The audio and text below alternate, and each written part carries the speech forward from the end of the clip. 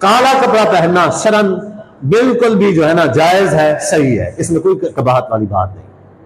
अब बहुत सारे लोग हैं काले कपड़े की फजीलत बयान करते हैं, नबी इस्लाम की पगड़ी काली, नबी इस्लाम का जुब्बा काला, ठीक है, और नबी इस्लाम ने जी फलां से फरमाया कि खुरासान से काले झंडे वाले लोग निकलेंगे, ऐसा कुछ होगा, तो काला कपड़ा कहते हैं कि नबी इस्लाम का पसंदीदा कपड़ा था। ऐसा नहीं है, काला कपड़ा पहनना जायज है, लेकिन नबी इस्लाम का पसंदीदा कपड़ा काला नहीं है। नबी इस्लाम का पसंदीदा लिबास साला है, तो सब्ज है, बल्कि सफेद है। नबी इस्लाम ने सफेद लिबास की तलकीन फरमाई है।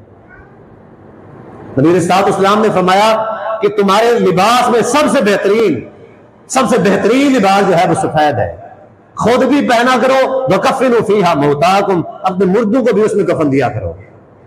ये नबी इस्लाम के अल्फाज है। नबी इस्लाम ने काले कपड़े भी पहने, सफेद भी पहने, लेकिन नबी इस्लाम ने काले कपड़ों की कभी तारीफ नहीं की, लेकिन सफेद कपड़ों की नबी इस्लाम ने तारीफ की है।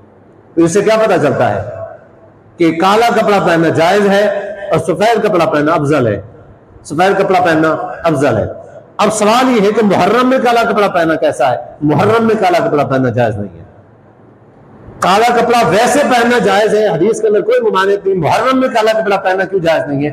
हदीस में है, नबी इस्लाम ने फरमाया मन तशब्बह बिकौमिन फहुव मिनहुम, जो जिस कौम से मुशाबहत इख्तियार करेगा वो उन्हीं में से शामिल हो जाएगा। अगर हम मुहर्रम में काला कपड़ा पहनते हैं तो हमारा शुमार किन में से होगा? उनमें से जो सहाबा को गालियां देते हैं, जो सहाबा को तबर्रा करते हैं, जो दीन से फिर गए हैं, जिनका कलमा और है, जिनकी अजान और है, जिनकी नमाज और है, जिनकी जो ज़कात के कायल ही नहीं है, उनके और हमारे दीन में फर्क है।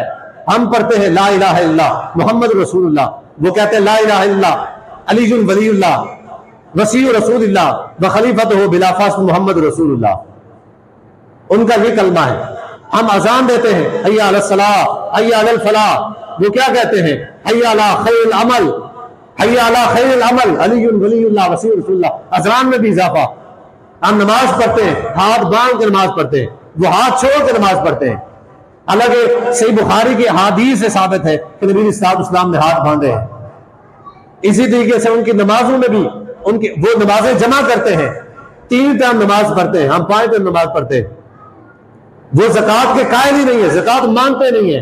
और हम क्या है? हम ज़कात मानते हैं। हमें जो साहिब निसाब है ज़कात देता है उसको देनी चाहिए। हमारे और उनके दीन में फर्क है।